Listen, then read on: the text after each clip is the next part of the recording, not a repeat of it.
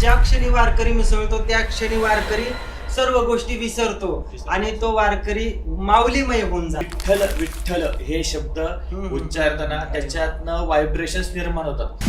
अशा सगळ्या गोष्टी आपल्या सनातन धर्मात आहेत, आपल्या हिंदू धर्मात आहे आणि वारकरी संप्रदायाचा याला खूप मोठं प्रमाण आहे. तुम्ही मगाशी समाधीचं बोललात, तर मला ज्ञानेश्वर माऊलींच्या संजीवन समाधीबद्दल थोडं ऐकायला आवडेल की नक्की बाबा संजीवन समाधी म्हणजे काय असते. तर तुकाराम महाराज एका ठिकाणी म्हणतात, मी वासुदेव तत्वता कळो येईल विचारता, आहे ठाऊक सभाग्य संता, नाही आनिक काही मागोता. प्रत्येक हिंदू बालकाने, प्रत्येक हिंदू पुत्राने कपाळाला गंध लावणं फार गरजेचं आहे आणि ह्याच्या मागेही खूप मोठं आध्यात्मिक कारण आहे.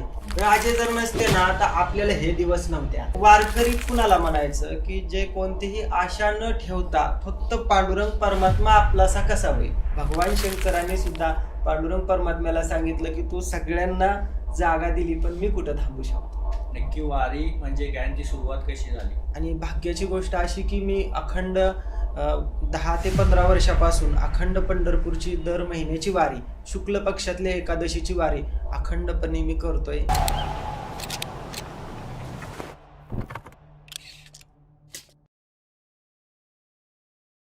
महायोगपीठे तटे भीमरथ्याम वरम पुंडरीकाय दादो मुनींद्रे समागत्य तिष्ठन्तमानंदकंदम परब्रह्मलिंगम भजे पांडुरंगम. आद्य शंकराचार्यांनी लिहिलेला हे स्तोत्र आणि हजारो वर्षापासून चालत आलेली आपली वारकरी संप्रदायाची परंपरा. आज आपण ज्या गोष्टीवरती चर्चा करणार आहोत वारकरी संप्रदाय, आणि आज आपल्याला लाभलेले पाहुणे आहेत हर्षवर्धन महाराज जी शेंडे. महाराज नमस्कार. नमस्कार. महाराजांचं सांगायचं झालं तर 15 वर्षापासून शुक्ल एकादशीला महाराजांची प्रत्येक महिन्याला पंढरपूरची यात्रा चालू असते आणि अखंड अविरत परंपरा महाराजांची चालू आहे. महाराज कीर्तनकार, प्रवचनकार आणि ज्ञानेश्वरीचं पारायण करतात. ज्ञानेश्वरीचं आध्यात्मिक क्षेत्रावरती आणि सायंटिफिक दृष्टीने अभ्यासही महाराज करतात आणि अंतरंग अभ्यास आणि बाह्यरंग अभ्यास नक्की काय असतो. आजच्या या मॉडर्न युगात किंवा मॉडर्न ह्या काळात डिजिटल मीडियामध्ये वारकरी संप्रदाय नक्की कशा पद्धतीने चालू आहे, त्याच्यानंतर आपले कीर्तनकार, प्रवचनकार कशा पद्धतीने अभ्यास करतात, त्याच्यानंतर काही कीर्तनकार आणि प्रवचनकार अभ्यास न करता, मूळ पदांचा अभ्यास न करता कशा पद्धतीने एक बिझनेस प्रकारे अशा गोष्टी चालू आहे आणि मूळ वारकरी संप्रदायाचा इतिहास काय आहे, ह्या सगळ्या गोष्टींवर आज आपण चर्चा करणार आहोत. तर महाराज त्यांची थोडीशी ओळख आपल्याला करून देतील. महाराज नमस्कार. नमस्कार. आपली थोडीशी ओळख आपल्या प्रेक्षकांना करून द्या आणि त्याच्यानंतर आपण चर्चेला सुरुवात करूया. रामकृष्ण हरी. माझं नाव हरिभक्त पारायण हर्षवर्धन महाराज शेंडे आणि माझं गाव पंढरपूर भागातलंच आहे. आणि भाग्याची गोष्ट अशी की मी अखंड 10 ते 15 वर्षापासून अखंड पंढरपूरची दर महिन्याची वारी, शुक्ल पक्षातल्या एकादशीची वारी अखंडपणे मी करतोय. आणि त्याचप्रमाणे कीर्तनाचाही मला खूप वेळा कीर्तन सेवेचाही योग आलेला आहे. तसंच मी प्रवचनही करतो आणि सत्संगही करत असतो. आणि ज्ञानेश्वरीमध्ये माझा अभ्यास झालेला पण आहे आणि आता खूप मोठ्या प्रमाणावर चालू आहे. विज्ञान आणि आत्ताचा जो परमार्थ आणि अंतरंगाचा परमार्थ आणि बाह्यरंगाचा परमार्थ ह्याच्यावरती मी आज मला यांनी बोलण्यासाठी आमंत्रण केलं, त्याबद्दल मी त्यांचा खूप ऋणी आहे आणि त्यासाठी पुन्हा एकदा रामकृष्ण हरी. महाराज आपण चर्चेला सुरुवात करूयात. आपल्या पहिल्यांदा मला हा प्रश्न तुम्हाला विचारायचा आहे की आपलं जे वारकरी संप्रदाय आहे तर ह्याची नक्की सुरुवात कुठून झाली, तर ह्याची एक थोडीशी माहिती तुम्ही सविस्तर आपल्या लोकांना आणि आम्हाला पण द्या. तसं पाहायचं झालं तर हा संप्रदाय हा अनादी संप्रदाय आहे. जेव्हा नव्हते चराचर तेव्हा होते पंढरपूर आणि अनादी कालापासून चालत आलेली ही परंपरा असतानाही याचं मोठं स्वरूप जे आहे ते माऊलींच्या कृपेने झालं, संतांच्या कृपेने. तसं पाहायचं झालं तर संत कृपा झाली, इमारत फळ आली आणि ज्ञानदेवे रचिला पाया, उभारिले देवालया, नामातयाचा किंकरतेने केला हा पुरुषार्थ, तुका झालाशे कळस भजन करा सावकाश. अशा पद्धतीने या संत मंडळींच्या योगदानाने हा संप्रदाय मोठा झाला. तुकाराम महाराज पण एका ठिकाणी असं सांगतात की हरिभजन हे ढवळिले जग, चुकविला लाग कळी काळाचा. संसाराच्या नावे घालून या शून्य, वाढता हा पुण्य धर्म केला. अशा पद्धतीने संतांनी प्रपंच करत असताना त्यांचा आपल्याला ते स्वतःही प्रपंचातून परमार्थ कसा करावा आणि आपल्यालाही त्यांनी प्रपंच करत असताना परमार्थ कशा पद्धतीने केला हे संतांनी आपल्याला सांगितलं आणि त्या पद्धतीनेच त्यांनीही आपल्याकडून करून घेतला आणि त्या पद्धतीने आपण आजपर्यंत वाटचाल करत आहे. जसं माऊलींचे जे वडील होते विठ्ठलपंत, त्यांची वारीची परंपरा असायची आणि माऊलींना गुरुपरंपरेतून अनुग्रह होताच आणि त्याच्यातून माऊलींना संतांची कृपा झाली, निवृत्तीनाथांची कृपा झाली आणि त्यातून मग माऊलींच्या संकल्पनेतून हा संप्रदाय मोठा झाला. आणि माऊलींनी जसं मी माऊलींच्या अभंगाप्रमाणे तुम्हाला जे बोललो की संत कृपा झाली आणि इमारत फळाली. संतांची कृपा झाली म्हणून हे भागवत धर्माचा प्रसार, वारकरी संप्रदायाचा प्रसार होत गेला. आता तुम्ही बोलता म्हणला की वारी, नक्की वारी म्हणजे ज्ञानची सुरुवात कशी झाली?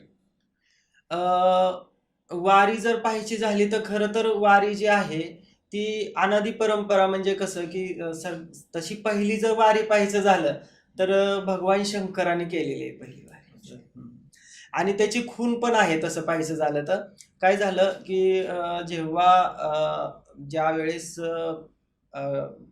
भगवान श्रीकृष्णाचं कार्य कंप्लीट झाल्यानंतर ते प्रापंचिक जीवन जगत असताना तेव्हा त्यांच्या रुक्मिणी मातेंचा आणि त्यांचा काय घरगुती ह्याच्यातून वादातून रुक्मिणी माता रुसून आले.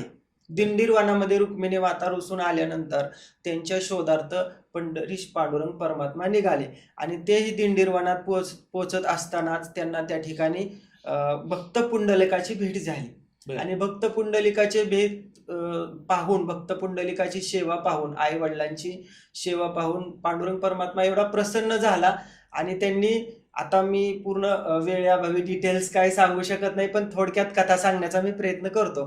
तर तेव्हा असं झालं की पांडुरंग परमात्मा भक्त पुंडलिकाला म्हणाले की बाबा मी तुला काय देऊ, कारण तुझी सेवा जी आहे ती सेवा, आई वडिलांची सेवा बघून मी प्रसन्न झालेलो आहे, तू काही वर माग.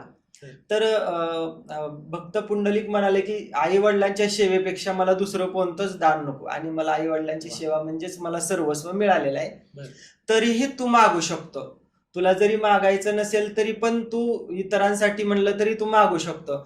मग तेव्हा पांडुरंग परमात्म्याने केलेली विनंती ऐकून स्वतः भक्त पुंडलिकाने अशी एक वीट उचलली आणि वीट अशी भिरकवून पाठीमागं टाकली आणि त्या विटेवरती तटस्थ उभा राहायला पांडुरंग परमात्म्याला सांगितलं आणि दुसरी एक मागणी अशी मागितली की इथून पुढं जे जे भक्त तुमच्या दर्शनाला येतील त्या जड जीवांचा, पापी लोकांचा, दीन लोकांचा उद्धार होईल.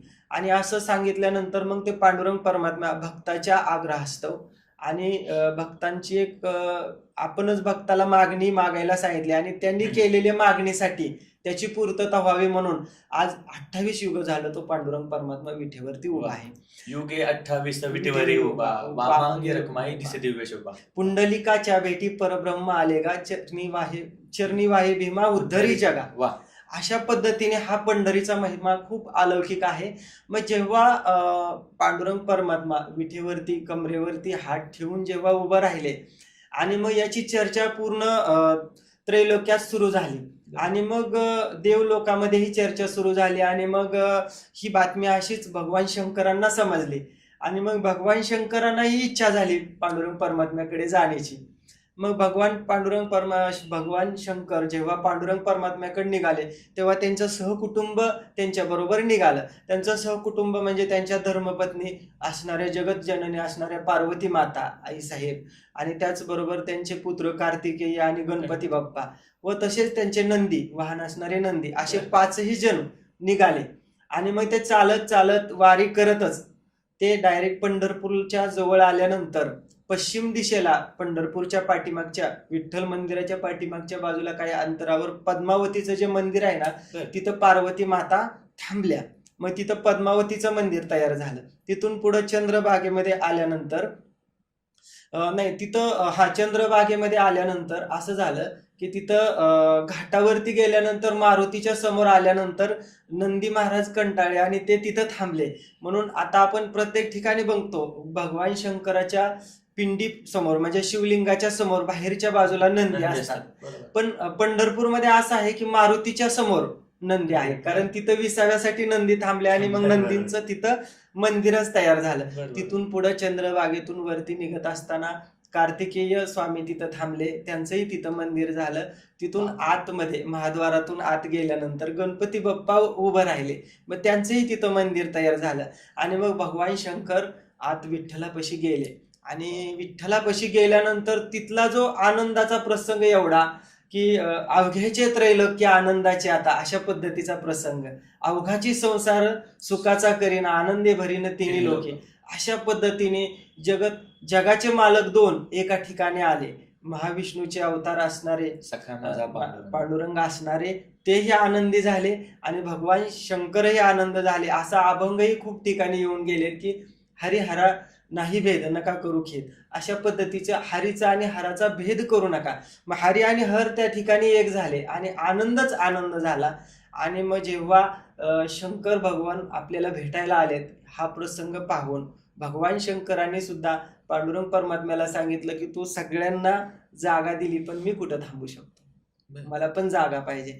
मग आनंदाच्या भरात एवढा आनंद झाला विठ्ठल पांडुरंग परमात्म्यांना, एवढा आनंद झाला की त्यांनी चक्क भगवान शंकरांना डोक्यावरच घेऊन नाचू लागले. आणि म्हणून आजही त्यांच्या मुकुटावरती शिवलिंग आहे. बरोबर. मग ती म्हणजे खरं मग ती पहिली वारी तिथूनच सुरू झाली. अशी मग देव लोकांची वारी चालू असायची. आजही पंढरपूरचा महिमा असा आहे की दररोज काकडी आरत्याला तिथं 33 कोटी देव येतात. सगळे हिंदू धर्मामध्ये असणारे सगळे देव तिथं येतात आणि ते देव एवढी मोठी संख्या देवांची असते आजही की वाळवंटापासून महाद्वारापर्यंत दाटी झालेली असते देव लोकांची. अशा पद्धतीचा पंढरीचा महिमा जेवढा वर्णन करेल एवढा कमीच आहे. अशा पद्धतीने हा महिमा अविरत अखंडपणे चालू असताना मग माऊलींच्या कृपेने हा महिमा जगाच्या समोर आणण्याचं काम हे माऊलींनी केलं. वा, छान छान छान. तसं कीर्तनाचा जसं आहे की आपल्या संतांनी भरपूर प्रकारे आपली ज्ञानेश्वरी म्हणा किंवा संत ज्ञानेश्वर महाराज, तुकाराम महाराज किंवा आपल्या भरपूर संतांचे आपल्या महाराष्ट्राला वारसा लाभलेला आहे.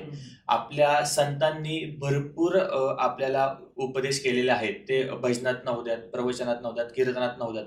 तर ही कीर्तन परंपरा कशी चालू झाली किंवा कीर्तन परंपरा ही सुरुवात कुणापासून झाली, कुठल्या संतांनी याची स्थापना वगैरे केली, असं काही इतिहास आहे का त्याचा? हा ना, आहे ना इतिहास. आता संतांचा हेतू काय होता की संतांना हा जो महिमा आहे, कारण का तर विठ्ठल जो आहे म्हणजे पांडुरंग परमात्मा हा विठेवरती उभा राहिला म्हणून तो आहे विठ ज्याचे स्थळ असा तो विठ्ठल, म्हणून त्याचं नाव विठ्ठल असं प्रचलित झालं. आणि मग काय झालं की जेव्हा हा भक्तीचा महिमा संत कृपेने निवृत्तीनाथांकडून जेव्हा माऊलींना त्याची प्रचिती आली आणि मग माऊलींना वाटलं की हा जो महिमा आहे संतांचा, काय झालं की माऊलींनाच पांडुरंग परमात्म्याचं स्वरूप लक्षात आलं होतं. माऊली एका अभंगातही त्याचं वर्णन करतात की माऊली एका ठिकाणी असं म्हणतात की योगिया दुर्लभ तोम्या देखिला साजने, पाहता पाहता मना न पुरे धनी. आणि माऊली म्हणतात की अनंत रूपे अनंत वेशे देखिले मेत्यासी, बाप रुक्मा देवीवरू खून बाणली कैसे. मग देखिला माये देवाचा देव, फिटला संदेह निमाले दुजे पण. असा हा पंढरीचा महिमा जगाच्या समोर जावा, जगाला सोप्या पद्धतीने समजावा, यासाठी मग माऊलीने हा परंपरा पुढे आणली. आणि त्यांच्या समकालीन असणारे मग त्यावेळेस नामदेवरायांचंही कार्य असायचं त्यांच्या समकालीन. मग ते परत वाळवंटात त्या भक्तीची महिमा चालू असताना मग ते नामदेव कीर्तन करी पुढे देव नाचे पांडुरंग अशी परंपरा असायची. जनी म्हणे ज्ञानदेवा बोला अभंग. आणि तेव्हा जनाबाईंचा अधिकार एवढा मोठा की जनाबाई जे सांगतील तसं ते विठ्ठल देव ऐकायचे, संत मंडळींना ते करावं लागायचं. म्हणजे त्या कारण फडकरी परंपरा असायची कीर्तनांची. मग फडकरी परंपरेमध्ये एक अधिकारी महात्मे असायचे, त्यांनी सांगायचं की चाल कुणी म्हटली पाहिजे. मग चाल सांगण्याचा अधिकार जनाबाईंना असायचा आणि ते चाल ज्ञानेश्वर माऊलींना माऊली चाल म्हणायचे आणि नाचू कीर्तनाचे रंगी ज्ञानदीप लावो जगी अशा पद्धतीने कीर्तनाचा महिमा खऱ्या अर्थाने नामदेवरायांपासून पुढे चालू सुरू झालेला आहे. सुरू झाला. मग आता तुम्ही जसं सांगितलं की जसं कीर्तन हे आपले जनकल्याणासाठी संतांनी केले, जसं पण आता आपण बघतो की काही कीर्तनकार त्याचा बिझनेस करतात किंवा त्याचा एक उपयोग करून घेतात आपल्या स्वतःच्या स्वार्थासाठी म्हणू आपण. तर याबद्दल तुम्ही काय सांगाल की लोकांना की तुम्ही नक्की कोणाचं कीर्तन ऐकलं पाहिजे किंवा खरा कीर्तनकार कसा ओळखायचा? याला जोडूनच माझा असा प्रश्न होता की आपल्या वारकरी संप्रदायाच्या परंपरेमध्ये जर एखादा संत किंवा एखादा वारकरी जर कीर्तन करतोय किंवा प्रवचन वगैरे करतोय किंवा भजन करतोय तर पैसे घेणं किंवा अशा गोष्टी आपल्या परंपरेत आधीपासून होत्या का या आत्ता रूपात आलेल्या आहेत? तर तसं जर खऱ्या अर्थाने जर विचार करायचं झालं तर भक्ती करत असताना आशा मोहमाया सोडून भक्ती करायची. कारण बऱ्याच ठिकाणी असा उल्लेख आलेला आहे की चित्ती नाही आस त्यांचा पांडुरंग दास असे भक्ताची घरी कामे न सांगता करे. तो पांडुरंग परमात्मा त्या भक्ताची त्या हरिभक्ताची तो कामे करत असतो. त्याच्या निर्वाणी गोविंद असे मागे पुढे काहीच साकडे पडू नये दे. तो पांडुरंग परमात्मा ज्या भक्ताच्या मनामध्ये कोणती आसक्ती नाही त्या भक्ताच्या मागे पुढे उभा राहे सांभाळिता आली आघात निवाराय, तो त्यांचे आघात स्वतःवर घेतो. म्हणजे वारकरी कुणाला म्हणायचं की जे कोणतीही आशा न ठेवता फक्त पांडुरंग परमात्मा आपलासा कसा होईल अशी भूमिका ठेवून वारकरी कार्य करत असतो. आणि ते वारकरी कार्य करत असताना जसं की नवविधा भक्तीप्रमाणे त्याच्यामध्ये 2 नंबरला असणारी कीर्तन भक्ती पण आहे. आणि कीर्तन भक्ती जेव्हा वारकरी करत असतात, कीर्तनाचं कार्य करत असतात, त्यामध्ये आता जसं तुम्ही म्हणला की पैशाचा व्यवहार आलेला आहे थोडक्यात त्याच्यामध्ये. बरोबर. तर तसं जर पाहायचं झालं तर एक प्रश्न असाही होऊ शकतो की जर तुम्हाला पांडुरंग परमात्मा जर प्राप्त झाला तर तुम्हाला तुका म्हणे हरी काही उरुनी देउरी आणि हरी आला होता मग कैसी भय चिंता. जर पांडुरंग परमात्मा जर आपला झाला तर आपल्याला दुसऱ्या कोणत्या गोष्टीची गरज आहे का? आणि ज्याचा पांडुरंग परमात्मा झाला त्याच्या एवढं श्रीमंत कोण असू शकतं का? मग त्यांनी पैशाची अपेक्षा ठेवलीच नाही पाहिजे खऱ्या अर्थाने. आणि तसं पाहायला गेलं तर असंही चालू शकतं की जेव्हा काही ठिकाणी असं असतं की महात्मे खूप विद्वान असतात, परंपरागत असतात, फडकरी असतात, त्यांची गुरु परंपरा असतात, असे खूप मोठे महात्मे असतात आणि शिष्यही त्यांचे हजारोंच्या लाखोंच्या संख्येने असतात. त्यांच्याकडून खूप मोठं कार्य घडलेलं असतं. मग असे महात्मे जेव्हा आपल्या सप्ताहामध्ये कीर्तनाला आपण त्यांना आमंत्रित करत असतो, मग अशा महात्म्यांना आपण दान म्हणून देत असतो. दान म्हणून आपण स्वखुशीने त्यांच्या कार्यासाठी आपलं काहीतरी गावाचं आपल्या मंडळाचं काहीतरी सत्कर्मी लागावं, दान आपण केलेल्या कार्यक्रमाचं फल काहीतरी सत्कर्म घडावा, त्याच्यामधून काहीतरी आपला उद्धार व्हावा, ह्या भूमिकेतून आपण त्यांना दान करत असतो. आणि मग त्या दानामध्ये त्यांना आपण फॉर एक्झाम्पल आपण त्यांना 10,000 देतोय का 20 देतोय, कारण दान हे दान असतं, म्हणजे त्याचं तुलना आपण पैशामध्ये करू शकत नाही. असं चालू शकतं आणि असं चालू आहे. माझ्या मते दानाला काही हरकत नाही. हरिभक्ताला दान करणं हे योग्यच आहे. थोडक्यात असंही म्हणता येईल की त्यांचं जे काही कार्य चालू आहे धर्माचं, त्या धर्म कार्यासाठी आपण कुठंतरी योगदान होतोय असं म्हणायला काही हरकत नाही. आणि तुम्ही म्हणला की जसं की पैशाचा व्यवहार कितपत, आता दान म्हणून केलं तर योग्य म्हणायला काही हरकत नाही. सत्कर्माला आपण कुठंतरी तुका म्हणे सत्य कर्मा व्हावे सहाय्य, अशा पद्धतीने आपण सत्कर्माला सहाय्य करतो, म्हणजे आपल्याला नक्कीच हित होणार.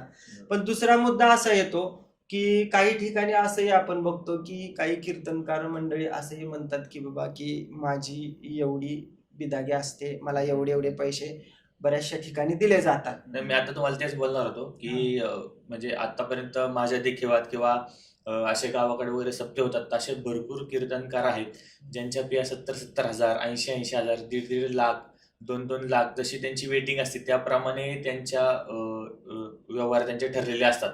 तर हे योग्य की अयोग्य तेच माझा पुढचा मुद्दा होता, त्याच्यावरती हे करा तुम्ही. आता व्यवहार ठरवणं ज्ञानाचा व्यवहार ठरवणं हे कधीही चुकीचं म्हणायला काहीच हरकत नाही. 100% ज्ञानाचा व्यवहार करणं म्हणजे आपल्या देवाला आपण बाजारात आणल्याचं पातक आहे असं म्हणायला काही हरकत नाही. आणि दुसरी गोष्ट अशी की त्या महात्म्यांसाठी, ते महात्मेच आहेत, त्या महात्म्यांसाठी आपण प्रेमापोटी सत्कर्मा म्हणून आपण त्यांना खूप उदार अंतकरणाने किती मोठं दान करू द्या, आणि ते महात्मे ते सत्कर्माला जर उपयोगी करत असतील ना, तर त्याचा त्यांनाही फायदा आहे, आपल्यालाही फायदा आहे, त्यांच्या मार्गदर्शनामध्ये येणाऱ्या साधकांचाही उद्धार आहे. त्यामुळे ते योग्य आहे. फक्त व्यवहार ठरवणं 100% चुकीचं आहे. बरोबर.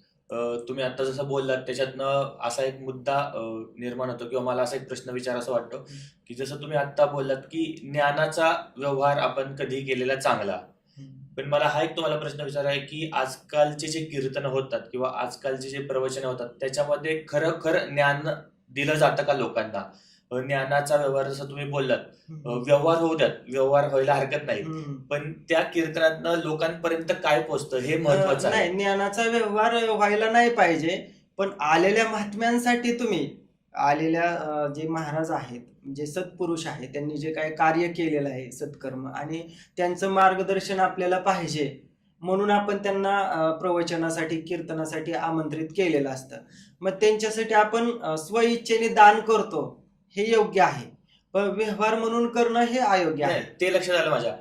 माझा मुद्दा असा होता की कीर्तनामध्ये आपण जे कीर्तनकार लोकांपर्यंत जे पोचवायला हवं तर ते पोचवलं जातंय का न अभ्यास करता, किंवा बाबा काही वारकरी असे आहेत किंवा काही कीर्तनकार असे आहेत की बाबा बिझनेस चालू झालाय म्हणून एखाद्या गुरुकडे जायचं, एखाद्या संस्थेमध्ये जायचं, तिथं फक्त कीर्तन शिकून घ्यायचं आणि ओव्या पाठ करायच्या आणि त्याप्रमाणे फक्त लोकांपर्यंत जाऊन त्या ओव्या आणि त्याचे अर्थ लोकांना म्हणून दाखवायचे. म्हणजे सांसारिक असू किंवा भौतिक जगातलं ज्ञान असू किंवा आजकाल जोक्स वगैरे अशा भरपूर गोष्टी त्याच्यामध्ये यायला लागल्यात, तर हे योग्य आहे का?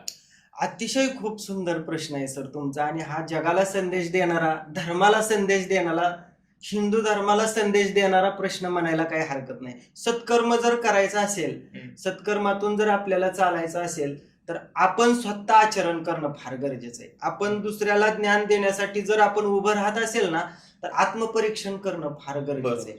संतांनी खूप ठिकाणी संत म्हणतात की आम्ही काय केलं, आम्ही असं केलं, अनुभव आली अंगा ते या जगात येत असे. आम्हाला सद्गुरूंच्या कृपेने, आम्हाला आमच्या गुरूंच्या कृपेने जो अनुभव प्राप्त झाला, भावेविन देव नकळे निसंदेह, गुरुविना अनुभव कैसा कळे.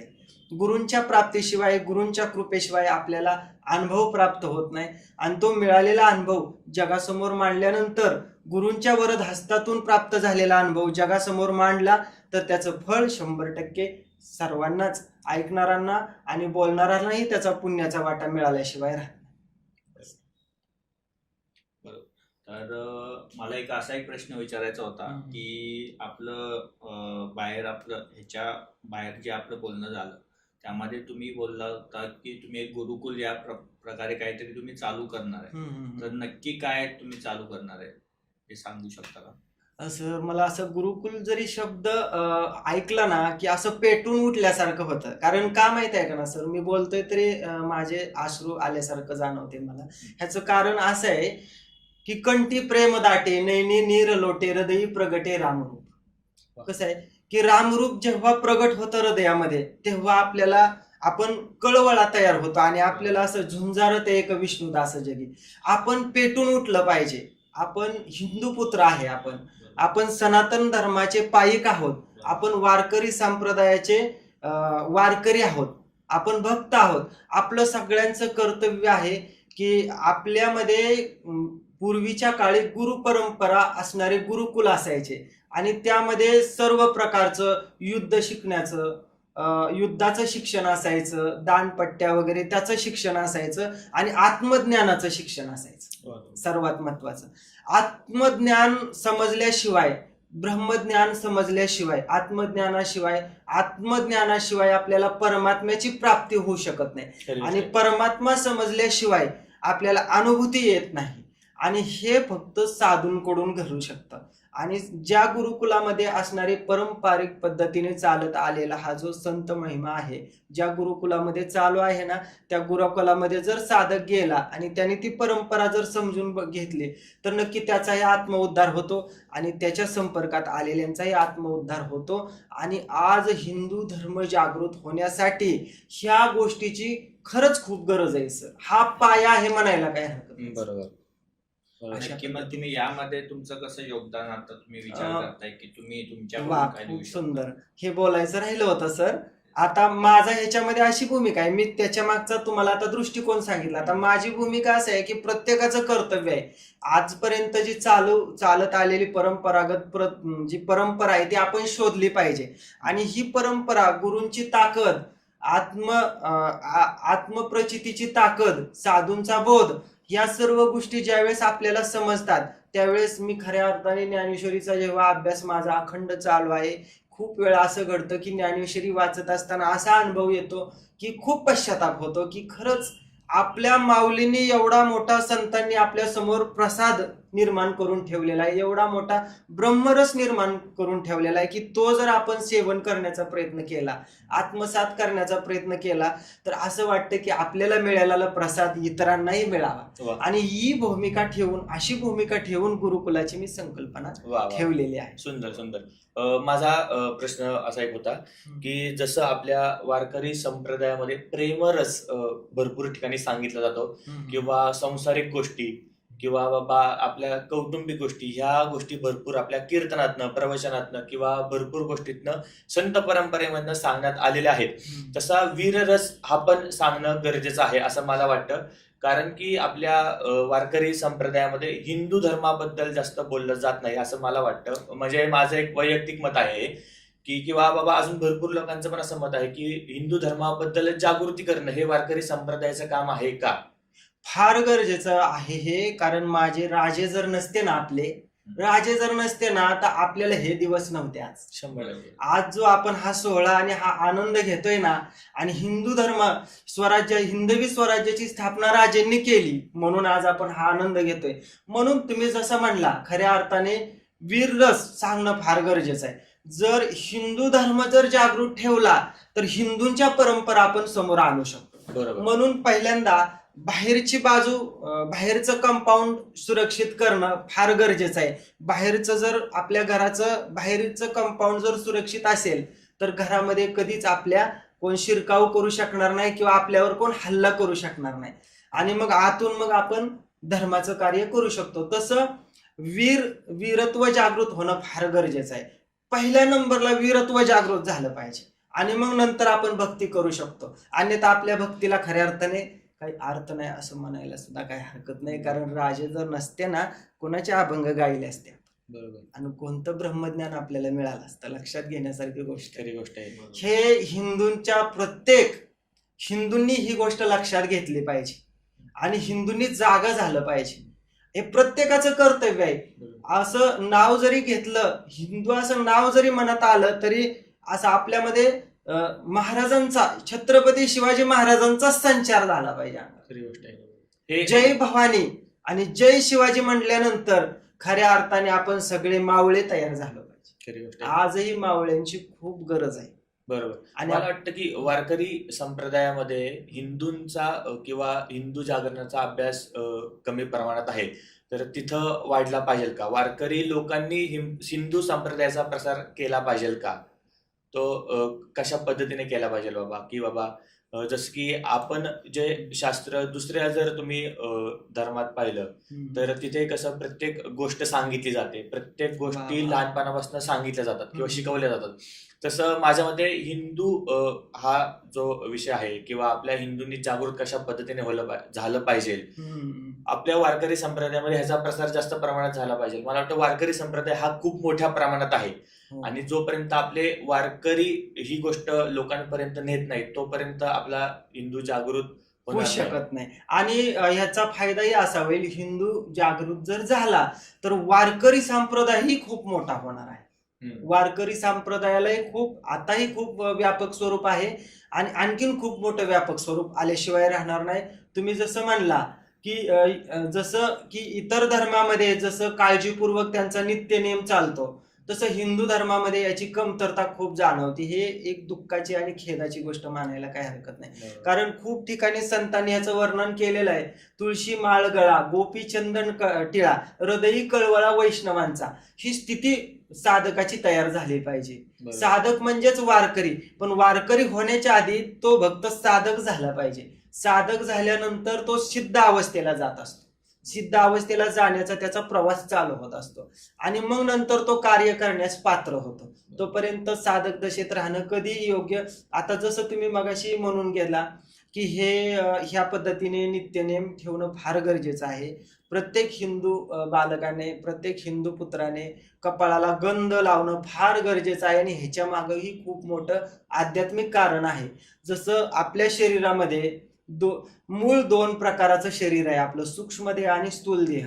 आणि स्थूल देह जे आहे ते पंचतत्वाचा आहे, हाडामासाचा आहे, आणि सूक्ष्म देह आहे हा पंचप्राणांचा आहे. त्याच्यामध्ये सप्तचक्र असतात आणि त्याच्यातला राजा चक्र म्हणजे आज्ञाचक्र.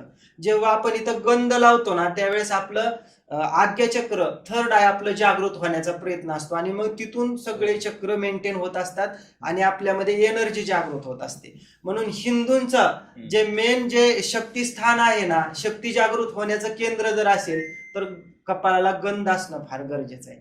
आणि तिथून जेव्हा कपाळाला गंध येईल ना तिथून पुढं लोकांना हिंदू बद्दल प्रेम यायला सुरुवात होईल. तिथून मग पोशाखाचा विषय येतो, तिथून मग नित्यनेमाचा विषय येतो, असे टप्प्याटप्प्याने. आणि ह्याच्यात जसं जसं साधक उतरतो ना तसं त्याच्यामध्ये आत्मचैतन्य आणि वीरत्व जागृत आल्याशिवाय राहतच नाही आणि येतच. आणि त्याच्या पाठीशी पांडुरंग परमात्मा आणि जगदंबा खंबीरपणे मागे उभा राहतीच. बरोबर. आता तुम्ही जसं गंधाचं महत्व सांगितलं, तर जे वारकरी असतात ते एक माळ पण धारण करतात. नक्की त्याचं पण काय महत्व आहे ते पण सांगू शकता का? माळ हा खूप अनादी कालाची परंपरा आहे. माळ ही सात्विकतेचं लक्षण आहे. माळ म्हणजे तुळशी माळ आहे.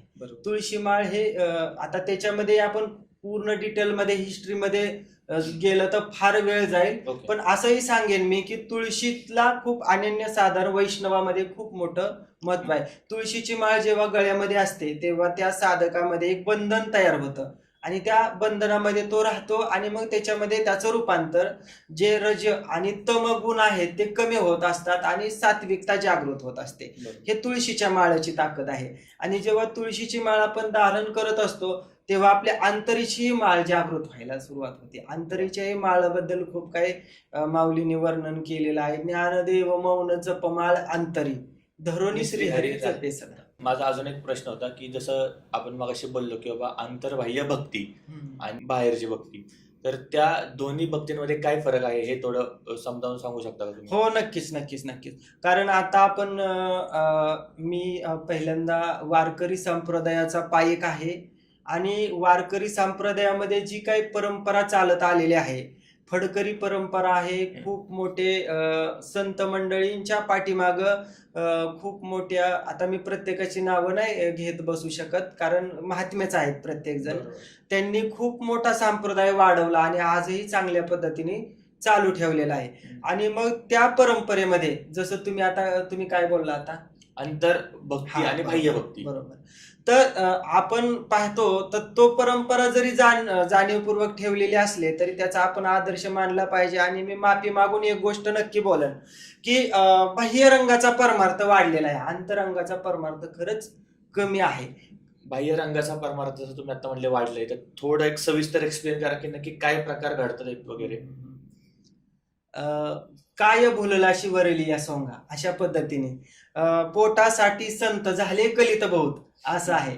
आंतरीचा परमार्थ ज्यावेळेस साधक करायला लागतो तेव्हा काय होतं, तो आंतरबाह्य शुद्ध व्हायला सुरुवात होते. आणि जेव्हा आंतरबाह्य शुद्ध होतो तेव्हा त्याची वाणी प्राप्त होत असते. 4 वाण्या ज्या आहेत, काय, परा, पश्यंती, मध्यम आणि वैखरी. आपण वैखरीमध्ये आहे, पण परेपर्यंत जर पोहोचायचं असेल तर आपल्याला अंतरची भक्ती करणं फार गरजेचं आहे. अंतरंगामध्ये गेलं पाहिजे. आणि वारकऱ्याची तर खरी व्याख्या जर पाहायची झाली तर तुकाराम महाराजांनी वर्णन केलेलं आहे की तुका म्हणे लक्ष लक्षोनी अंतरी तोची वारकरी पंढरीचा. आतमध्ये लक्ष लक्षित करणं म्हणजे तो पंढरपूरचा वारकरी. आता असंही वर्णन त्यांनी केलं. आणि एका ठिकाणी वारकरी संप्रदायाचं कोणतंही कीर्तन सुरुवात असू द्या अथवा भजन सुरुवात असू द्या, पंचपदीमध्ये सुरुवातीला ध्यानाचा अभंग म्हणजे रूपाच्या अभंगामध्ये मंगलचरणमध्ये ध्यानाचा अभंग घेतला जातो. सुंदर ते ध्यान उभे वटेवरी करकटेवरी ठेवून या. याच्यामध्ये जे ध्यान आहे, आज जर आपण पंढरपूरमध्ये जर जाऊन पाहिलं, अंतरीचा परमार्थ सांगण्यासाठी आपल्याला ध्यान समजणं गरजेचं आहे महाराज, म्हणून हा विषय मी मुद्दाम घेतला आता. तर पांडुरंग परमात्म्याचं वर्णन करत असताना तुकाराम महाराज, जगद्गुरु तुकाराम महाराज असं म्हणतात की पंढरपूरला आपण गेल्यानंतर बघतो की विठेवरती उभा काय आहे, तर पाषाणाची मूर्ती आहे. स्वयंभू मूर्ती आहे, पण कशाची आहे? पाषाणाची आहे. पण तुकाराम महाराज काय म्हणतात की विठेवर जे उभा आहे ते काय आहे? सुंदर ते ध्यान उभे विठेवरी. विठेवरी जे उभा आहे ते ध्यान उभा आहे. पण कोणतं ध्यान आहे? ते ध्यान आहे जे संतांनी आपल्याला सांगितलं ते ध्यान, जे भगवान शंकर करत बसायचे. पार्वतीने विचारलं होतं की तुम्ही कोणाचं ध्यान करता? ते आसन घालून ध्यानस्थ असायचे ते ध्यान. जे माऊलींनी केलं ते ध्यान, जे गौतम बुद्धांनी केलं ते ध्यान, जे महावीरांनी केलं ते ध्यान, सकळ संतांनी जे केलं ते ध्यान, आणि ते ध्यान विठेवरती उभा आहे. तर ध्यानातून आपण महाद्वारामध्ये जात असतो. आता हरिपाठाच्याही सुरुवातीला असं वर्णन आलेलं आहे की देवाची ये द्वारी उभा क्षणभरी त्याने मुक्तीचारी चारी साधी साधी येल्या. मग असं आहे की तिथं असं नाही म्हटलेलं की देवळाची ये द्वारी किंवा मंदिराची ये द्वारी, असं नाही म्हणलं, देवाच्या द्वारी. मग देवाचं द्वार म्हणजे ध्यान आहे.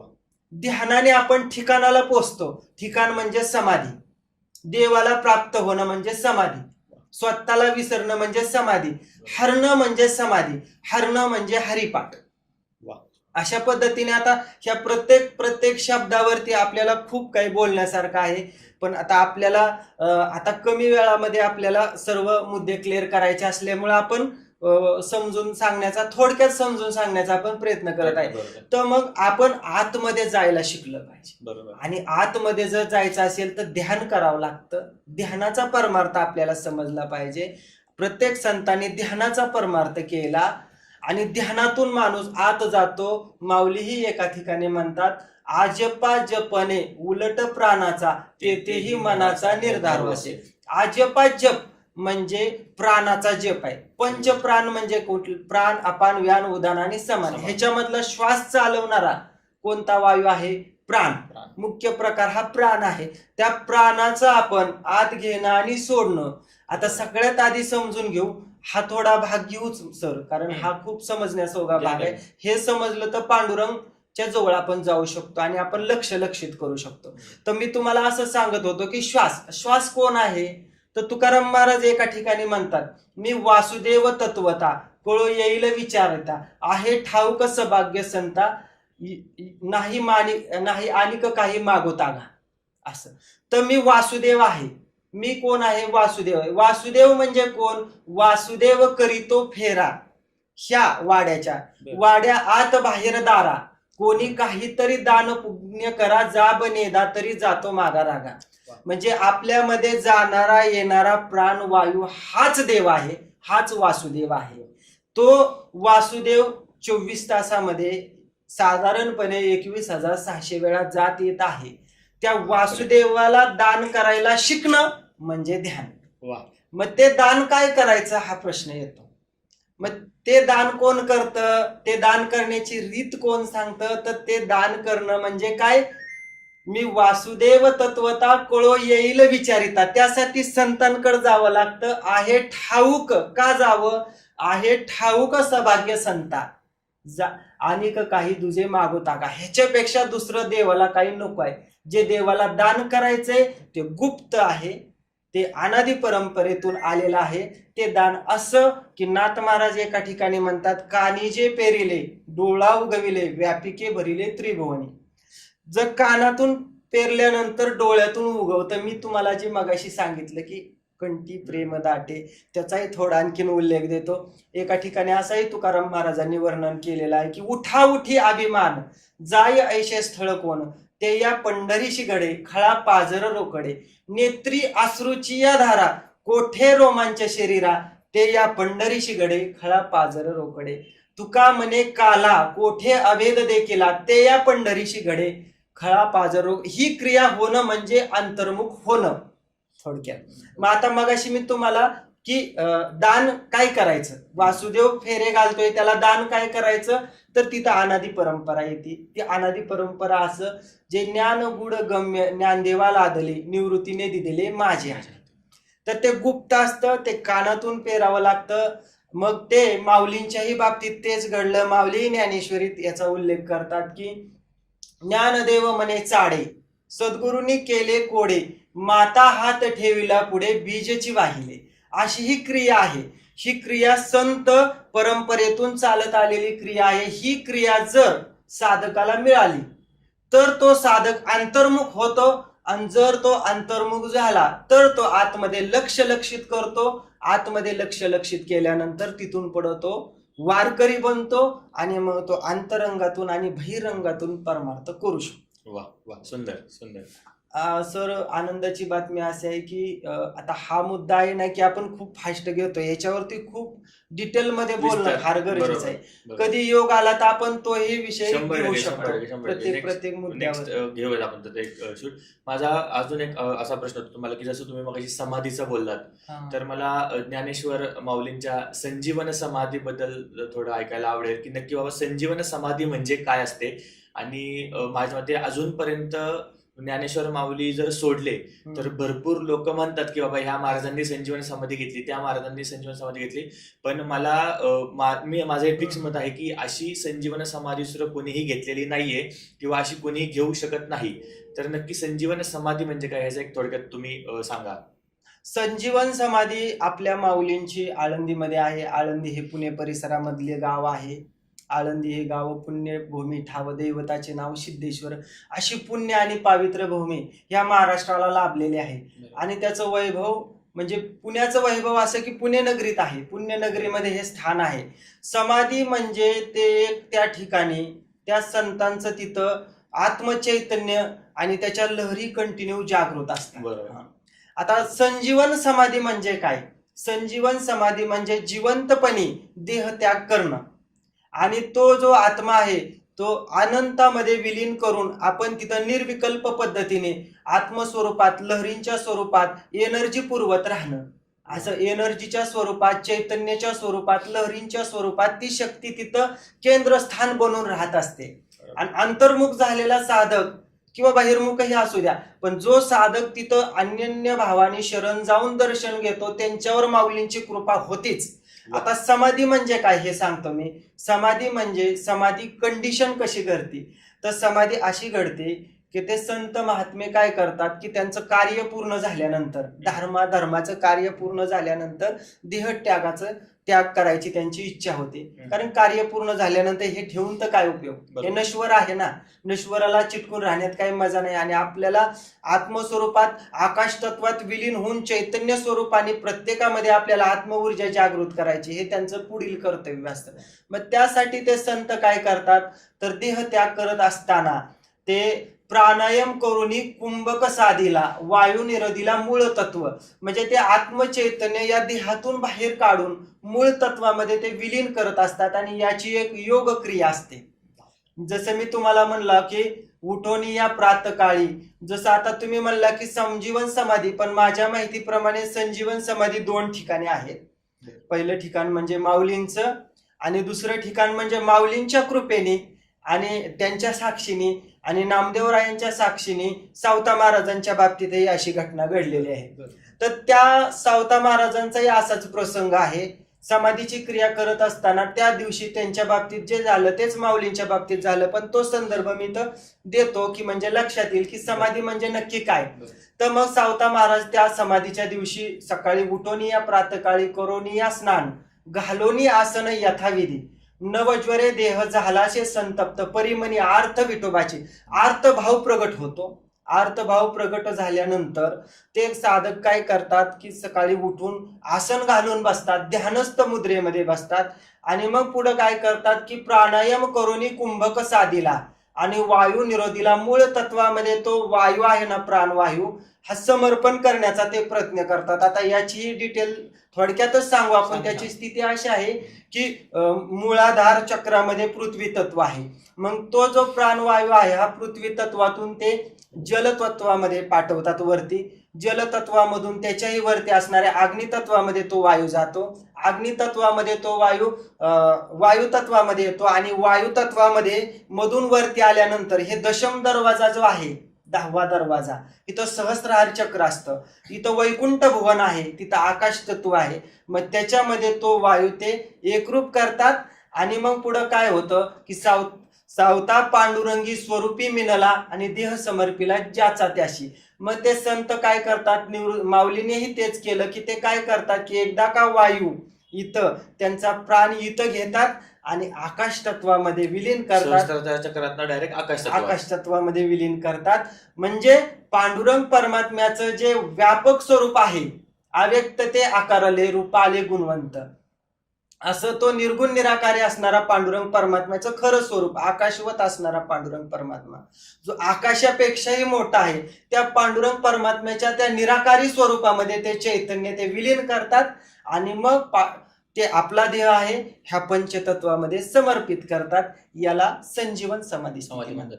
ह्याच्याबद्दल मला एक अशी स्टोरी माझ्या वाचण्यात आली होती की संत एकनाथ महाराजांचं जे होतं की आपली बाबा संत परंपरा जी चालू आहे, तर त्याच्यामध्ये जसं तुम्ही बोललात की अंतर्भक्ती ही आपल्या आधीच्या सगळ्या संतांनी तीच भक्ती केलेली आहे. या मुद्द्यावरून थोडक्यात स्पष्ट होतं की माझ्या ऐकत अशी एक स्टोरी आली होती की संत एकनाथ महाराज जेव्हा मरण पावले तेव्हा त्यांनी समाधी बाबा ठेवली, तेव्हा त्यांच्या शेजारी एक बाई राहत होती. तर ती बाई त्याची मुलगी माहेरी येत होती, तिची मुलगी. तेव्हा संत एकनाथ महाराज वारले तेव्हा ती बाई जोरात ओरडायला लागली एकनाथ महाराजांना की मेल्या, तुला आताच मरायचं होतं का रे, आता माझी पोरगी घरी येणार होती आणि त्यात तू मेला. हे ऐकल्यावरती संत एकनाथ महाराज परत उठून जिवंत झाले तिथं. ते म्हणले त्यात काय तेव्हा मी उद्या मरतो, तुझी मुलगी आल्यानंतर तर मी उद्या मरतो. ह्याच्यातनं एक गोष्ट लक्षात येते की बाबा अंतर्भक्ती म्हणजे काय, योग साधना म्हणजे काय, आणि सिद्धी ज्या प्राप्त होत्या त्या आपल्या प्रत्येक संतांना सिद्धी प्राप्त होत्या, हे ह्याच्यातनं थोडक्यात सांगायचं आहे मला. प्रश्नच नाही. जो साधक सद्गुरुनिष्ठ राहतो, संतांच्या सहवासात राहतो ना, त्यांना नकळत ह्या गोष्टी प्राप्त झालेल्या असतात, प्राप्त होतातच. कसं वाचा सिद्धी येते आणि जसं ते बोलताल त्या पद्धतीने होतं आणि आपण आपली भक्ती एवढ्या उच्च लेवलला पोहोचलेली असते, वरच्या लेवलला जाते की देवालाही आपली इच्छा मान्यच करावी लागते. देव इच्छी रज चरणीची माती धावती चालती मागे, काय त्या उरले वेगळे आणि वैकुंठ नायक जया कंठी. त्यांच्या कंठामध्येच वैकुंठ नायक येऊन राहिलेला असतो, त्यामुळे त्यांच्या इच्छा मनासारख्या पूर्ण होतात. असतच संतांच्या सानिध्यात राहिल्याशिवाय संतांच्या सानिध्यात राहिल्याशिवाय हरिप्राप्ती होऊच शकत नाही. हरिप्राप्तीशी उपाय धरावे संतांचे ते पाय. आणि तुकाराम महाराजही एका ठिकाणी म्हणतात की सद्गुरु वाचुनी सापडेना स्वय, धरावे ते पाय आधी आधी. संतांचे पाय धरल्याशिवाय आपल्याला देव समजू शकत नाही. त्याच्यातच तुकाराम महाराज शेवटी म्हणतात की तुका म्हणे कैसे आंधळे हे जन गेले विसरूनी खऱ्या देवा. खरा देव कोणता, अंतरंगाचा परमार्थ सांगत असताना तुकाराम महाराज इथं असं म्हणतात की खऱ्या देवाला विसरले. खरा देव म्हणजे सद्गुरु, पण सद्गुरु हे तत्व आहे.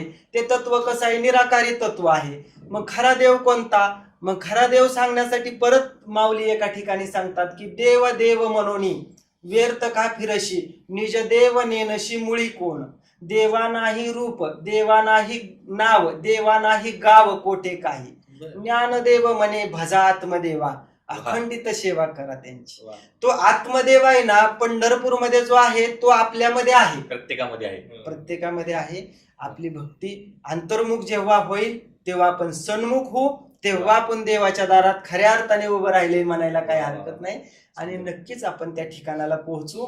आणि मग आपल्यामध्ये विशेष अंशत्वाने असणारा पांडुरंग परमात्मा हा विशेषत्वाला आल्याशिवाय राहत नाही. एका ठिकाणी असंही तुकाराम म्हणतात की ह्या शरीराचं महत्व सांगताना एका ठिकाणी असं म्हणतात की बीज भाजोनिया केली लाही, आम्हा जन्म मरण नाही. आकाराशी कैसा ठाव, देह प्रत्यक्ष होय देव. हा देह प्रत्यक्ष देव होण्याची ताकद या वारकरी संप्रदायामध्ये आहे. वा वा वा, सुंदर. आता तुम्ही जसं म्हणताय की आपण एक प्रकारे पांडुरंगालाच प्राप्त करून घेतो. हो हो. मग यासाठी वारकरी होण्याचीच गरज आहे का की बाकीचे जे आता वारकरी नाहीयेत ते पण पांडुरंगांची भक्ती करून पांडुरंगाला प्राप्त म्हणजे करू शकतात? 100% करू शकतात. अंतर्मुख जो झाला त्याची वारी सुरू झाली.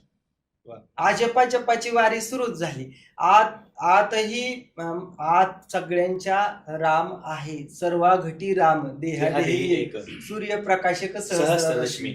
अंतर्मुख जेव्हा साधक होतो, जेव्हा साधक अंतर्मुख होतो तेव्हा आतील भजन त्याला ऐकू यायला सुरुवात होते. आत राम भजन करतोय, त्याचं गीत चालू आहे आत, पण ते आपल्याला ऐकायला येत नाही कारण आपलं तिकडं लक्ष नाही. म्हणून तुकाराम महाराज म्हणतात की पांडुरंग परमात्मा तुझ्यामध्ये आहे, आत्मदेवाच्या रूपात आहे. तू अंतर्मुख फक्त होऊन बघ. आणि अंतर्मुख होण्यासाठी मग ही वारी त्यांनी घातलेली आहे. पंढरीशी जावे आल्यानो संसारा, दिनाचा सोयरा पांडुरंग, वाट पाहे उभा भेटीची आवडी, कृपाळू तातडी उतावेळ. तुम्ही म्हणला तसं मागील परिहार पुढे नाही शिन, झाली या दर्शन एक वेळा. एकदा का दर्शन झालं की मागचा परिहार होतो, म्हणजे त्याचा जन्म मरणाचा फेरा चुकतो आणि मग आयुष्याच्या साधने सच्चिदानंद पदवी घेणे. धन्य आम्ही जन्म आलो दास विठोबाचे, तेव्हा तो सच्चिदानंद पदवी घेतो. सच्चिदानंद पद एकदा मिळालं की तो देव सच्चिदानंद स्वरूपच आहे, तोच देव होऊन जातो. आकाराशी कैसा ठाव, देह प्रत्यक्ष झाला देव, तो साधकच देव होऊन जातो. म्हणून संत होते ना ते सुरुवातीला साधकच होते, परंपरेने त्यांच्यावरती कृपा घडली आणि मग ते साधकातून सिद्ध अवस्थेला घडले गेले. म्हणजे ते कारण देहामध्ये गेले, पहिलं सूक्ष्म देहामध्ये गेले, कारण देहामध्ये गेले, महाकारण स्वरूपाला गेले आणि कीर्ती स्वरूपाने उरले गेले. दिगंबर ईश्वर विभूती, राहिल्या त्या कीर्ती जगामाची. म्हणून ही कीर्तीच्या रूपाने ही वारी अनादिकालापासून आतापर्यंत चालत आलेली आहे. खूप सुंदर रोपट वारीचं माऊलींनी तुकोबारायांनी सकळ संतांनी घालून दिलेला आहे. नक्कीच वारीचा आनंद प्रत्येकाने घ्यावा आणि आपला आत्मउद्धार करून घेणं म्हणजे अंतरीचा परमार्थ. आत्मउद्धार करून घ्यावा आणि बाह्य रंगाने नटून बाह्य रंगाने भजन करत करत अंतरंगात जायला संतांनी शिकवलेलं आहे. एका ठिकाणी म्हणतात ना, वैष्णवा संगती, तुकाराम महाराज म्हणतात वैष्णवा संगती सुख वाटे जीवा आणि कमी देवा काय नेणे. गायनाचे उडे आपुलिया छंदे, मनाचे आनंदी आवडीने. आनंदाने आवडीने नाचण्याचं ठिकाण आणि स्वतःला विसरण्याचं ठिकाण म्हणजे ही वारी. वा.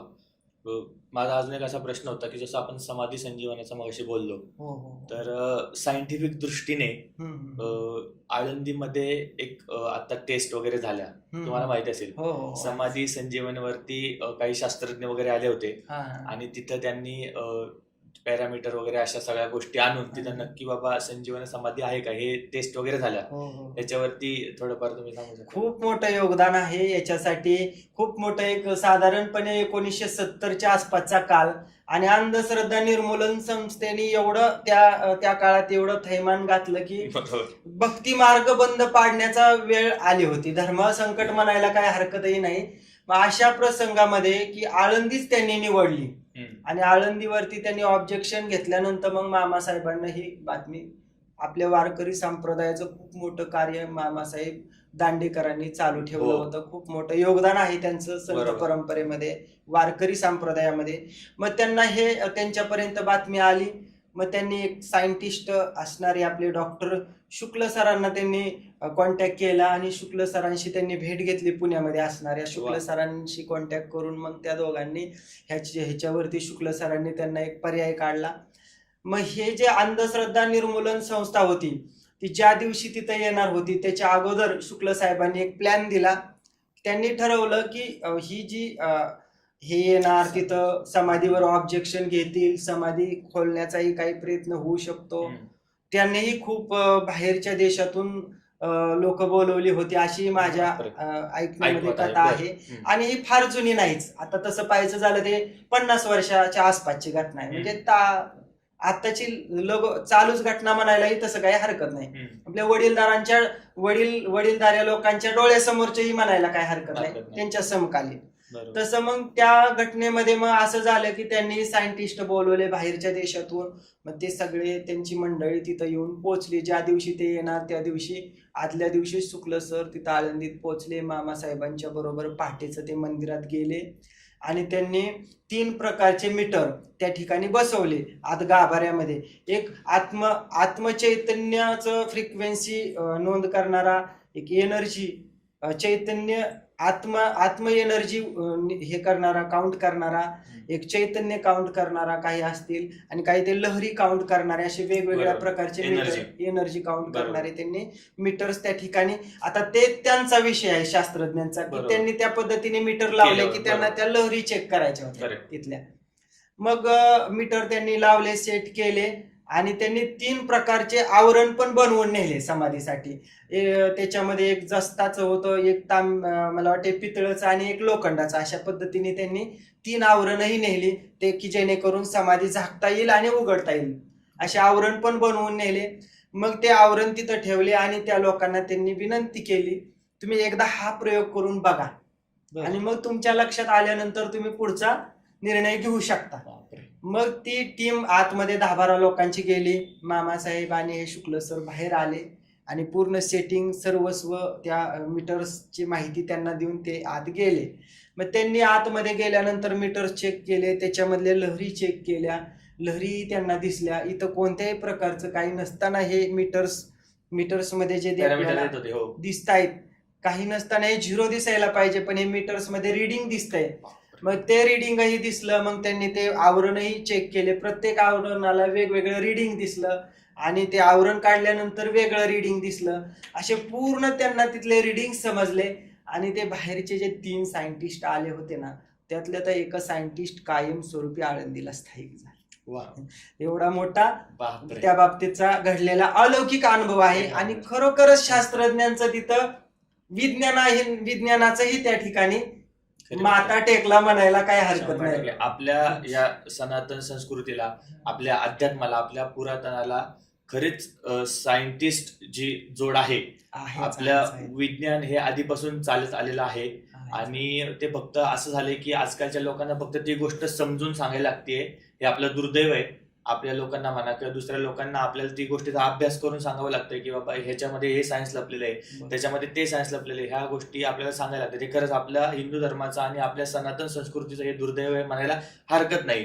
आता मध्ये एक डॉक्टर पण होत्या, भरपूर व्हिडिओ व्हायरल झाला होता, एक रील व्हायरल झाली होती की एक डॉक्टर होत्या, त्या डॉक्टरांनी पण विठ्ठल विठ्ठल हे शब्द उच्चारताना त्याच्यातनं व्हायब्रेशन्स निर्माण होतात, आणि त्या विठ्ठल हे जो आपल्या जीभ जी टाळूला लागतं त्याच्यातनं जी व्हायब्रेशन्स निर्माण होतात त्याच्यातनं भरपूर आजारांवरती उपचार होऊ शकतात. या नामस्मरणातनं भरपूर आजारांवरती उपचार झालेले आहेत. हे सायंटिफिक दृष्टीने त्यांनी तिथं त्या लहरी आणि एनर्जी हे करून तिथं त्यांनी ते दाखवलेलं आहे. तर अशा सगळ्या गोष्टी आपल्या सनातन धर्मात आहेत, आपल्या हिंदू धर्मात आहे, आणि वारकरी संप्रदायाचा याला खूप मोठं प्रमाण आहे. ही खरी गोष्ट 100% आहे. विठ्ठल विठ्ठल भजनही घडतं, आणि भजन घडत असताना, हरिपाठामध्ये नाचत असताना आपला अशा पद्धतीचा आपला एनर्जी तयार होते, आणि अशा पद्धतीचं की शरीराची हालचाल घडते की त्याच्यामधून बरेचसे आजार ऑटोमॅटिक निघून जातात. बरेचशा जणांचे गेलेतही, असेही अनुभव आहेत. म्हणजे असं म्हणायला काय हरकत नाही की वैज्ञानिकही त्याच्यामधून फायदे आहेत, म्हणजे फिजिकली म्हणजे शारीरिकही फायदे आहेत, आणि आध्यात्मिकही फायदे आहेत, म्हणजे आत्मिक फायदे पण आहेत. दोन्ही प्रकारचे फायदे आहेत त्याच्यामध्ये. बरोबर.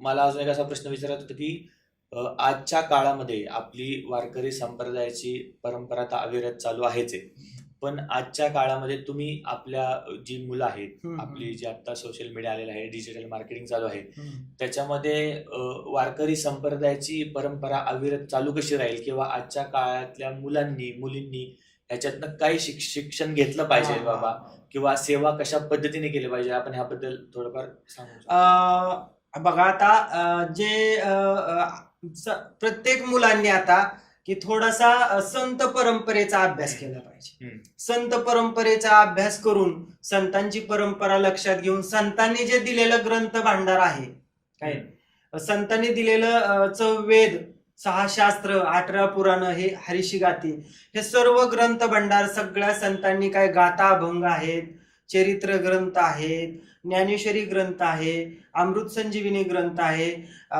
नाथ महाराजांचं भागवत आहे, एकनाथी भागवत आहे, असे बरेचसे ग्रंथ आहेत, हरिपाठ आहे, बरोबर. सगळ्या ग्रंथांचं सार असणारा हरिपाठ आहे. खरी गोष्ट आहे. ह्या सगळ्या ग्रंथांचा अभ्यास केला, आताच्या तरुण पिढीने जर अभ्यास केला, नक्कीच त्यांच्या करिअरमध्येही त्यांना फायदा होणार, आत्मउद्धारासाठीही फायदा होणार आणि हिंदू धर्म खूप मोठ्या पद्धतीने जागृत होणार. नक्कीच महाराजांचं स्वप्न, महाराजांना पुन्हा एकदा महाराज आल्यासारखं, पुन्हा प्रत्येकाच्या हृदयामध्ये शिवाजी महाराज प्रगट झालेल्याचा आनंद महाराजांना मिळाल्याशिवाय राहणार नाही. आणि माऊली तुकोबांनाही खऱ्या अर्थाने आपलं कार्य पुढं खरंच आलं याचा आनंद झाल्याशिवाय राहणार नाही. सर्वांनाच म्हणजे तरुण पिढीलाही अभ्यासालाही फायदा होईल आणि आध्यात्मिक 100% फायदा होणार. एक शेवटचा प्रश्न विचारतो तुम्हाला की जशी आपली आषाढी पंढरपूरची वारी निघते आणि आता जुलै महिन्यामध्ये परत आपली आषाढी पंढरपूरची परत एकदा वारी चालू होईल, तर ती जशी सगळीकडनं फिरते तर ते वारकऱ्यांचं नियोजन खूप योग्य पद्धतीने असतं, नियोजन कधी चुकत नाही. जर एखाद्या वारकऱ्याला सांगितलं की बाबा तुला या रांगेतनं इथनं चालायचंय, तर ती रांग कधी हलत नाही किंवा तो वारकरी तिथं कधी साईडला होत नाही. किंवा जेव्हा रिंगण घडतं तेव्हा रिंगणात पण ज्या प्रकारे इतकी अलर्ट गर्दी, तुफान गर्दी असताना आपलं नियोजन हलत नाही. तर थोडक्यात वारी म्हणजे काय आणि वारकरी संप्रदायात आपले वारीचं नियोजन कसं असतं, प्रत्येक दिंडी कशी असते, थोडक्यात सांगा थोडंसं. वारीच्या कालावधीमध्ये जेव्हा वारकरी सोहळ्यामध्ये मिसळतो आणि सोहळ्यामध्ये ज्या क्षणी वारकरी मिसळतो त्या क्षणी वारकरी सर्व गोष्टी विसरतो आणि तो वारकरी माऊलीमय होऊन जातो. माऊलीमय झाल्यानंतर त्यांना असा भाव होतो की प्रत्येक वारकरी प्रत्येकालाच माऊली माऊली म्हणून बोलायला लागतं आणि मग त्याच्यामध्ये नक्कीच माऊलींची कृपेने त्यांच्यामध्ये सद्भावना प्रगत आणि सात्विक विचार ऑटोमॅटिक त्यांच्यामध्ये कृतीत यायला सुरुवात होते, बरोबर, आतूनच जागृत होतात. ही माऊलींची कृपा आहे आणि हा अनुभव वारीमध्येच गेल्यावर येऊ शकतो. बरोबर. तो सोहळा हा विठ्ठल विठ्ठल मना वेळोवेळा हा सुख सोहळा स्वर्गी नाही, हा सुख सोहळा संतांनी जो दिलेला आहे हा त्याच्यासाठीच दिलेला आहे. मला अजून एक असा प्रश्न विचारायचा होता की भरपूर ठिकाणी म्हणजे माझ्या ऐकवात वगैरे आलं की भरपूर लोकांचं असं म्हणणं आहे की नाथ संप्रदाय हा वेगळा आहे आणि वारकरी संप्रदाय हा वेगळा आहे. पण मला म्हणजे माझ्या माहितीत असं होतं की आदिनाथ गुरु सकळ सिद्धांचा मच्छिंद्र दयाचा मुख्य शिष्य, मच्छिंद्राने बोध गोरक्षासी केला, गोरक्ष व्हायला ग्रहिणीपती. तर हरिपाठामध्ये आपलं नाथांचं हे आलेलं आहे आणि निवृत्तीनाथ महाराज हे आदी संप्रदायाचेच आहेत, नाथ संप्रदायाचेच आहेत आणि त्यांचे गुरु जे आहेत ते नवनाथ आहेत. तर मग म्हणजे नाथ संप्रदाय हा वारकऱ्यांशी किंवा वारीशी कसा कनेक्ट होतो? म्हणजे याचा उगम माऊलींना जो परंपरा मिळाली ही नाथ परंपरा मिळाली. आदिनाथापासूनच जसं तुम्ही आता सांगितली ती परंपरा तशीच ती चालत मच्छिंद्रनाथाकडून गोरक्षनाथांकडून गहिनी प्रसादे निवृत्ती दातात, ज्ञानदेव सार चोजविले. निवृत्ती हे नाथ आहेत आणि ज्ञानोबाराय हे माऊली आहेत, हे विश्वाचे माऊली आहेत. माऊलींना जे ज्ञान निवृत्तीनाथांकडून सद्गुरु कृपेने परंपरेने जे गुढगम्य आणि जे गुढ ज्ञान प्राप्त झालं ते व्यापक स्वरूपाने माऊलींनी जगापुढे मांडण्याचा प्रयत्न केला. म्हणजे माऊलींनी काय केला, संप्रदाय जो होता परंपरेने चालत आलेला संप्रदाय सोपा केला. बाबा महाराज पण बऱ्याच ठिकाणी सांगायचे की बाबा महाराज सातारकरही बोलायचे की माऊलींनी काय केलं, नाथ परंपरेतून गुरु परंपरेतून आलेला संप्रदाय आहे ना हा सोपा करण्याचा प्रयत्न केला. सकळाशी येते आहे अधिकार आणि सगळ्यांना आनंदाने सोप्या पद्धतीने आनंद घेता यावा. म्हणजे असं तुम्ही म्हणल्याप्रमाणे ह्याचं बीज हे नाथ परंपरेचं आहे म्हणायला काही हरकत नाही. पण सगळे संप्रदाय एकच, ठिकाण आपलं एक आहे ते म्हणजे पंढरीला जाणे. पंढरपूर कुठं आहे तर ते आपल्यामध्येच आहे. त्या आपल्या स्वस्वरूपाला ओळखणं म्हणजे खऱ्या पंढरीलाच गेल्याप्रमाणे आहे. खरी गोष्ट आहे. असं असं एक होतं की जसं ज्ञानेश्वर माऊलींना माऊली असं म्हणतात. हा. ती जसं जगाची आईच आहे. हो. आईसारखी माया प्रत्येक वारकऱ्यांवरती, प्रत्येक भक्तावरती माऊली करतच असतात. आईप्रमाणे ही माया त्यांची असतेच. हो, हो. तर माऊली ह्या शब्दाचा नक्की अर्थ काय होतो किंवा का म्हणतात वारकरी त्यांना? संत हे आई पण असतात आणि वडील पण असतात. तुम्ही संत माय बाप कृपावंत, काही मी पतित कीर्तिवान. संत हे आई पण असतात आणि वडील पण असतात. दोन्ही भूमिका भागवतात, दोन्ही भूमिका ते बजावत असतात. आणि दोन्ही भूमिका बजावत असताना प्रत्येक साधकाला सन्मार्गाला लावण्याचं काम संत करत असतात. कृपेच्याही आणि ऊर्जेच्याही स्वरूपाने, कृपेच्या स्वरूपाने आणि ह्या ग्रंथ भंडाराच्या मार्गदर्शनाच्या आणि ह्या परंपरेच्या प्रत्येक मार्गाने संत हे जागृत करण्याचा प्रयत्न करत असतात. अवतार तुम्हा धराया कारण उद्धाराया जन जड जीवा. हे संत काय करतात, अवतार याच्यासाठीच घेत असतात की जड जीवांचा उद्धार व्हावा, वाढावया सुख भक्ती भाव धर्म, कुळाचारी नाम विठोबाचे. तुका म्हणे गुण चंदनाचे अंगी, तैसे तुम्ही जगी संत जन. संत जन हे चंदनाप्रमाणे असतात. बरोबर. म्हणजे जसं की आता तुम्ही नाथ संप्रदाय आणि वारकरी संप्रदाय सांगितले याच्याबद्दल. थोडक्यात काय की दोन्ही जे संप्रदाय आहेत ते हेच आपल्या जनकल्याणासाठीच त्यांचा जन्म झाला असं म्हणावं, किंवा ते प्रसार करतात देवाचं. त्यांचं जे काही असेल म्हणजे उपदेश म्हणा, की लोकांना तुम्ही कसं जगलं पाहिजे, देवाची प्राप्ती कशी केली पाहिजे, हे दोन्ही संप्रदाय तेच सांगतात. म्हणजे मेन प्रश्नच नाही. ईश्वर नाथ संप्रदायामध्ये जरी संप्रदाय वेगळे असले तरी त्यांचा मेन जो कोर असतो म्हणा तो एकच असतो की तुम्ही देवाची प्राप्ती कशी करू शकता. बरोबर आहे, 100% खरं आहे. त्यांचा उद्देश एक आहे की आपल्याला हरीची प्राप्ती व्हावी, पांडुरंग परमात्म्याची ना आपली भेट व्हावी, एवढाच हेतू आहे. त्यामुळे असं म्हणायला काही हरकत नाही की सगळे संप्रदाय एकच आहेत, भेद आपल्या मनामध्ये आहे. आपल्या मनातला जर भेद गेला, तुका म्हणे भेदाभेद गेला वाद खंडोनी, भेद गेला की मग त्याची समत्व बुद्धी होती. आणि एकदा समत्व बुद्धी झाली की अवघं जगच त्याला विष्णुमय दिसायला लागतं. विष्णुमय जग वैष्णवांचा धर्म, भेदाभेद भ्रम अमंगळ, अशी स्थिती प्राप्त होते. त्यांनाच हरिभक्त म्हणायला काय हरकत नाही. तुम्ही आपल्या प्रेक्षकांसाठी एखादं अभंग किंवा त्याच्यातनं एक ओवीबद्ध एक थोडंसं सांगा आणि त्यातनं एक उपदेश थोडासा आपल्या लोकांना करा. काय सांगू आता संताचे उपकार, मज निरंतर जागविती. काय द्यावे त्याशी व्हावे उतराई, ठेविता हा पायी जीव थोडा.